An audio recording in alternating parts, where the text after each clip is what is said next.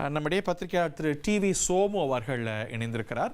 இது legally settled அப்படின்னு நினைக்கிறீங்களா? இன்னமும் கூட இது கடக்க வேண்டிய கட்டங்கள் இருக்குன்னு நினைக்கிறீங்களா?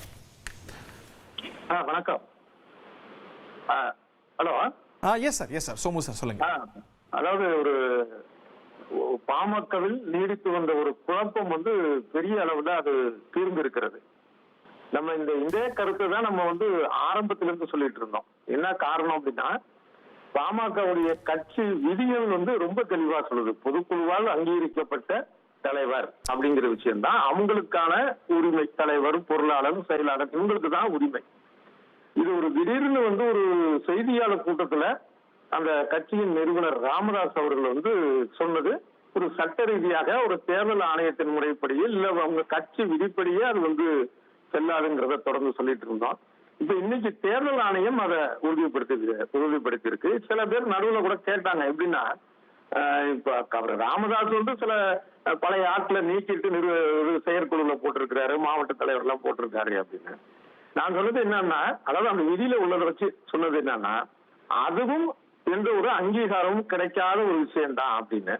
இப்ப தேர்தல் ஆணையம் கிட்டத்தட்ட ஒரு மாதமாக அதை ஆய்வு செய்து அதற்கான விஷயத்தை கொடுத்தது. கட்சி தலைவர் இவர் அன்புமணி தான். அதே மாதிரி இவங்களுடைய, அதாவது பாமகவுடைய செயலாளர் வடிவேல் ராவணன், பொருளாளர் திலகமாமா, இவங்க எல்லாம் அப்படியே தொடர்றாங்க. இவங்க தான் அந்த சின்னம் கட்சிக்கான அந்த தலைமை இடம். அதுவும் ஒரு முக்கியமான விஷயம். டிநகர்ல அந்த திலக் நகர்ல இருக்கக்கூடிய அந்த தலைமை இடம், கட்சி சின்னம், கொடி எல்லாமே இவங்க தான் பாமகங்கிறத அவங்க சொல்லியிருக்கிறாங்க. இது ரொம்ப முக்கியமான ஒரு விஷயம்.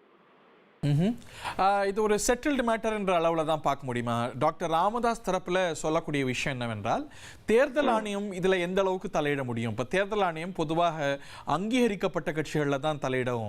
இது பாட்டாளி மக்கள் கட்சியுடைய தற்போதைய நாமன்கிளேச்சர் அது அல்ல. ஸோ அதனால இது அவங்க போட்ட கடிதத்துக்கு பதில் கடிதம் போட்டிருக்கிறாங்கிற மாதிரியான கருத்தியலை டாக்டர் ராமதாஸ் தரப்புல சொல்றாங்க. அது எப்படி பார்ப்பது? நிச்சயமா இதோட இவங்க ராமதாஸ் தரப்புலையும் இதோட விட மாட்டாங்க. இப்ப இது எங்க போய் நிக்கும்னா, நீதிமன்றம் தான் போய் நிற்கும். அதாவது தேர்தல் ஆணையத்தோட இது முடிகிற விஷயமா இருக்காது. தேர்தல் ஆணையம் என்ன சொன்னாலும் லீகல் ஸ்டாண்டிங் நீதிமன்றத்துடைய பார்வையில யாருக்கு கூடுதலா இருக்குன்னு நினைக்கிறீங்க?